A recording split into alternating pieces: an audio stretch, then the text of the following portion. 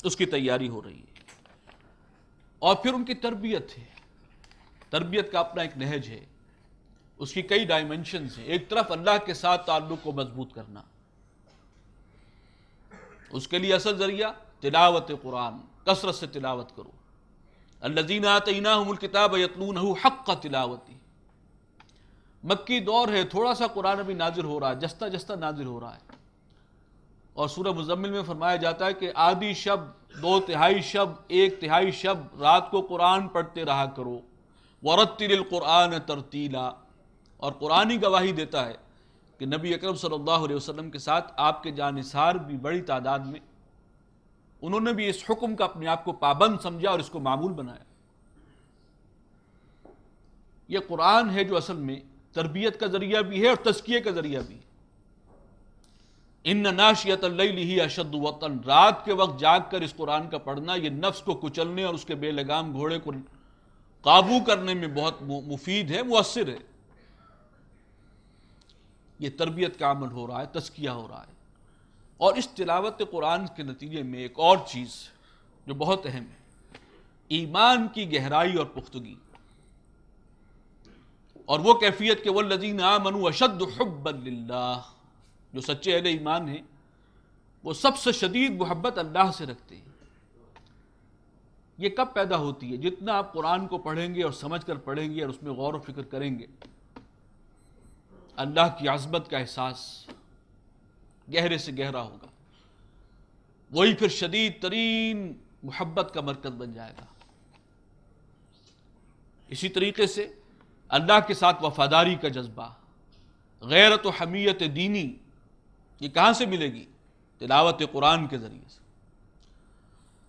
لیکن ساتھ ساتھ یہ کام ہو رہے ہیں، اور وہ جو ان کے اندر غیرت و حمیت دینی جو ہے وہ جوش مار رہی ہے، ایک سخت امتحان سے دوچار کر دیا گیا، اور وہ یہ تھا کہ ہاتھ بندے رکھو، کفوا ایدیکم۔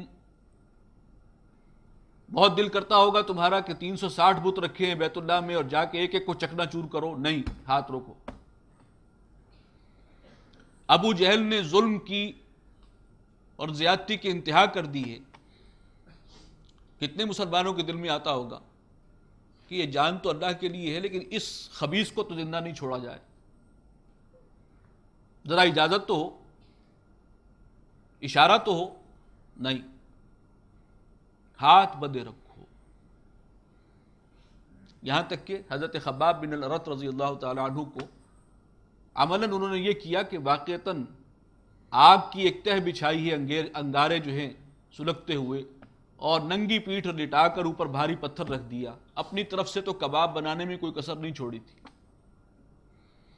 لیکن اللہ نے جان بچا لی ان کی۔ کفوا ایدیکم، ریٹیلیٹ بھی نہیں کر سکتے، مدافعت میں اپنا ہاتھ نہیں اٹھا سکتے، جھیلو، برداشت کرو۔ جو تم پر ہو رہا ہے وہ بھی برداشت کرو، جو تمہارے سامنے ہو رہا ہے وہ بھی برداشت کرو۔ یہ ٹریننگ بہت سخت ٹریننگ ہے۔ اسی میں انہی امتحانات سے گزر کر ایک ایک جو ہے ان میں سے وہ زر خالص بنتا چلا گیا۔ تو خاک میں مل اور آگ میں جل، جب خشت بنے تب کام چلے۔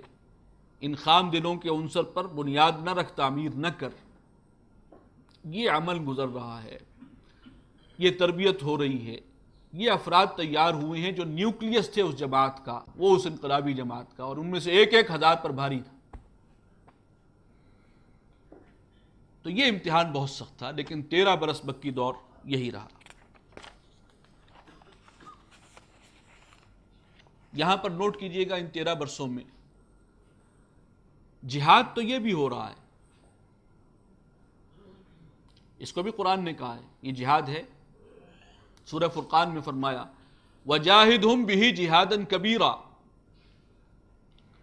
لیکن تلوار ہاتھ میں نہیں ہے شمشیر کی، شمشیر بے نیام ہاتھ میں نہیں ہے، ایک اور شمشیر ہے، شمشیر قرآنی۔ اس کے ذریعے گھائل کرو لوگوں کو، اس کی دعوت پہنچاؤ، اور اس کا قرآن کا اپنی ایک تاثیر ہے۔ وہ تاثیر جو ہے اس کے ذریعے اندر انقلاب آئے گا لوگوں کے۔ پہلے باطنی انقلاب ضروری ہے، اس کے بعد جو ہے وہ خارجی انقلاب کی طرف پیش قدمی ہوگی۔ تو 13 برس میں جو شمشیر ہے مسلمانوں کے ہاتھ میں، یہ جو جہاد ہو رہا تھا وہ شمشیر قرآنی تھی۔ ہجرت کے بعد اب نیا مرحلہ آتا ہے۔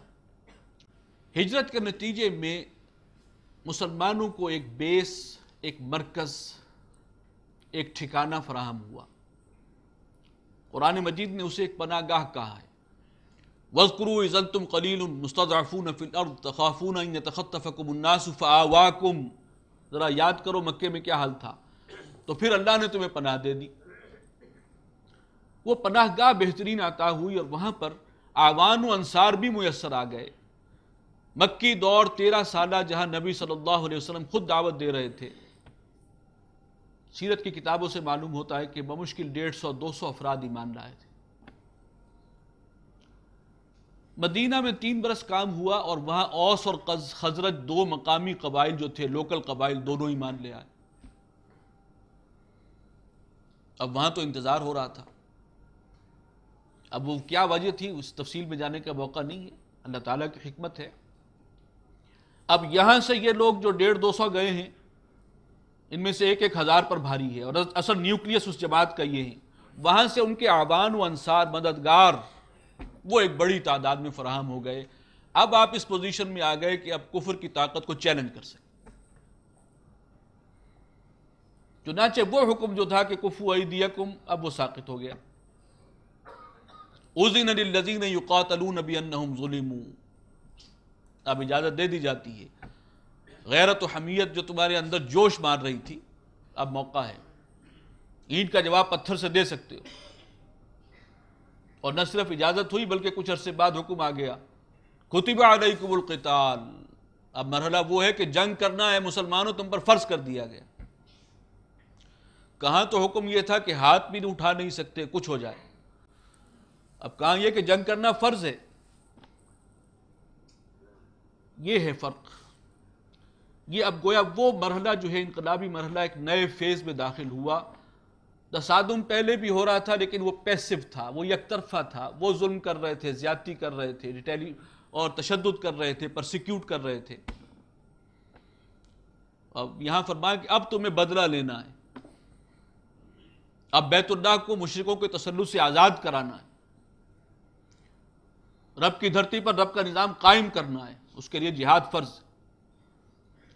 یہ مرحلہ کب آیا؟ جب آپ اس پوزیشن میں ہو گئے، اتنے اعوان و انصار میسر آ گئے کہ اب باطل کو چیلنج کیا جا سکے۔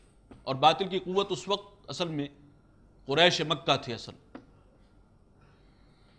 چنانچہ غزوہ بدر سے پہلے 8 مہمیں نبی اکرم صلی اللہ علیہ وسلم نے روانہ کی ہیں، اور ان سب کا حاصل یہ تھا کہ قریش کی جو لائف لائن تھی، جو ان کے قافلے گزرتے تھے شام کی طرف اور یمن کی طرف، جو قافلے جاتے تھے، جو کاروان روٹ تھے، انہیں مخدوش بنا دیا، اور کفار کو یہ احساس ہوا، قریش مکہ کو، کہ ہمارے قافلے اب محفوظ نہیں ہیں۔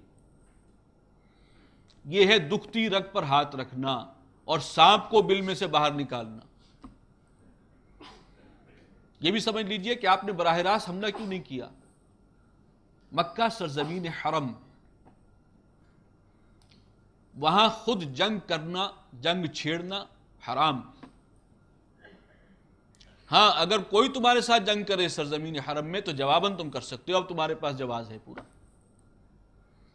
تو سب سے پہلے اقدام کے ذریعے ان کی دکھتی رگ کو چھیڑا گیا، اس کے نتیجے میں غزوہ بدر ہوا، وہ سانپ جو ہے وہ بل سے نکل کر باہر آیا، اور پھر پہلا بڑا نقصان انہیں اٹھانا پڑا غزوہ بدر میں، جب 70 ان کے مارے گئے، ان میں بڑے بڑے تمام سرکردہ سردار جو تھے ختم ہوئے، سوائے 2 کے۔ ایک ابو لہب تھا جو گیا نہیں تھا، لیکن وہ غزوہ بدر کے کچھ ہی عرصے کے بعد، چند ہی دنوں کے بعد، ایک انتہائی موذی مرض میں مبتلا ہوا، اور وہ ایسا مرض تھا کہ جس کی وجہ سے کوئی اس کے قریب نہیں جاتا تھا، اور بہت ہی عبرتناک انداز میں وہ اس کا خاتمہ ہوا۔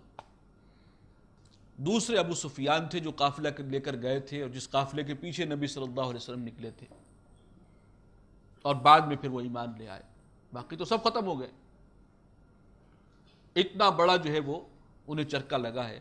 لیکن وہاں سے مسلح تصادم کا جو آغاز ہوا، تو غزوہ بدر، پھر غزوہ احد، پھر جو سب سے بڑا غزوہ ہے، بیچ میں اور چھوٹے موٹے بہت سے ہیں، سرایا بھی ہیں،